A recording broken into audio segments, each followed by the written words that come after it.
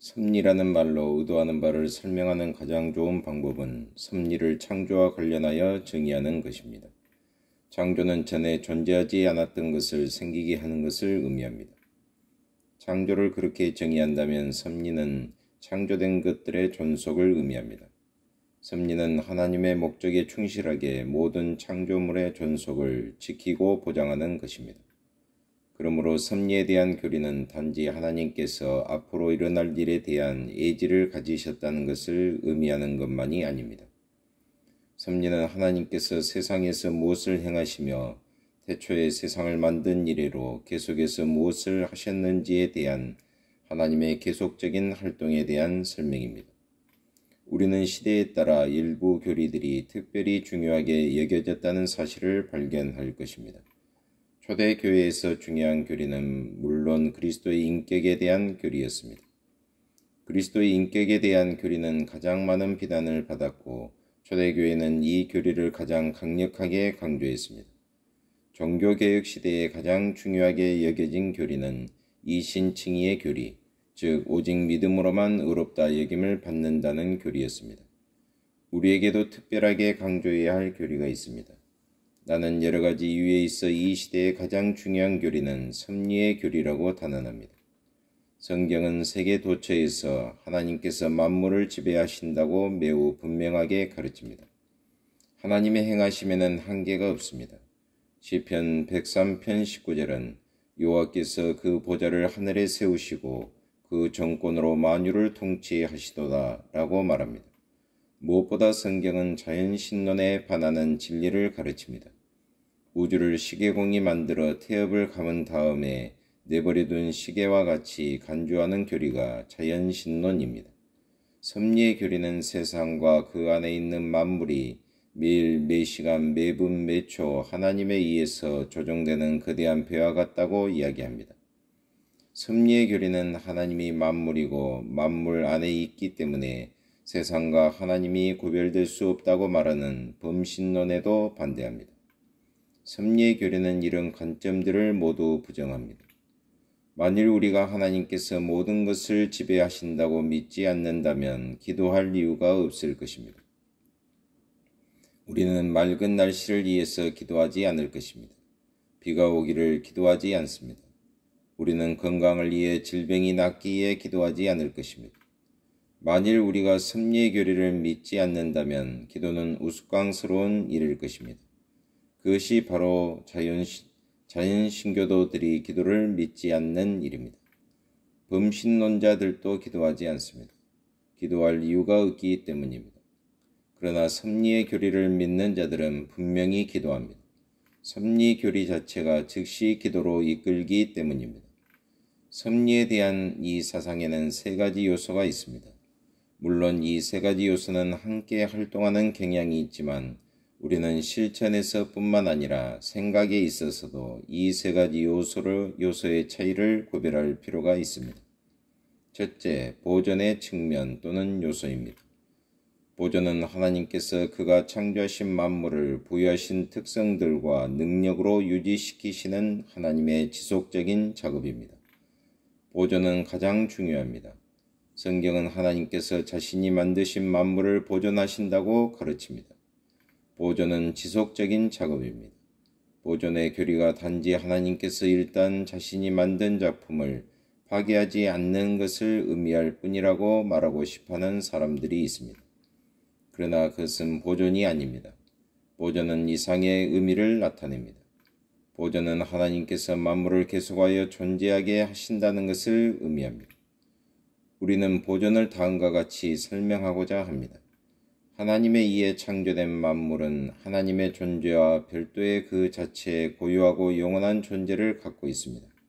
그러나 이 말을 하나님에게만 속하는 자존을 의미하는 것으로 해석해서는 절대로 안 됩니다. 만일 만물이 자존한다면 하나님을 필요로 하지 않고 스스로 계속 존재할 것입니다. 그러나 그렇지 않습니다. 하나님께서 모든 것을 창조하셨고 살아가도록 지켜주십니다. 하나님께서 만물을 유지하십니다. 따라서 만물은 하나님의 신성한 힘의 절대적이고 지속적인 실행의 결과로 계속해서 존재하고 있는 것입니다.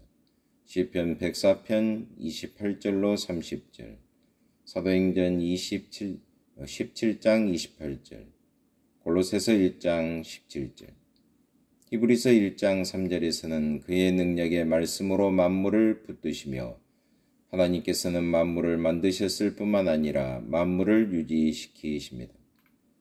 만일 하나님께서 만물을 유지시키지 않으신다면 아무것도 세상에서 계속 유지해 나갈 수 없습니다. 그러므로 우리는 결코 세상을 하나님께서 창조하시고 스스로 살아가도록 하셨다고 생각해서는 안 됩니다. 그것은 자연신론입니다. 둘째, 섭리의 통치적 측면이 있습니다.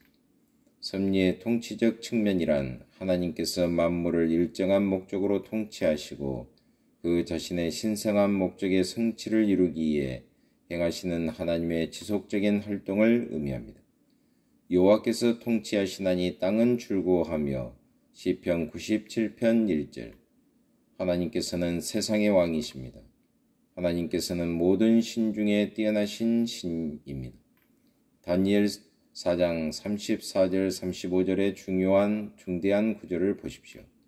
그 기한이 참에 나 느부갓네살이 하늘을 우러러 보았더니 내 총명이 다시 내게로 돌아온지라. 이에 내가 지극히 높으신 자에게 감사하며 영생하는 자를 찬양하고 존경하였노니 그 권세는 영원한 권세요 그 나라는 대대에 이르리로다. 땅의 모든 거민을 없는 것 같이 여기시며 하늘의 군사에게든지 땅의 거민에게든지 그는 자기 뜻대로 행하시나니 누가 그의 손을 금하든지 혹시 이르기를 내가 무엇을 하느냐 할 자가 없도다.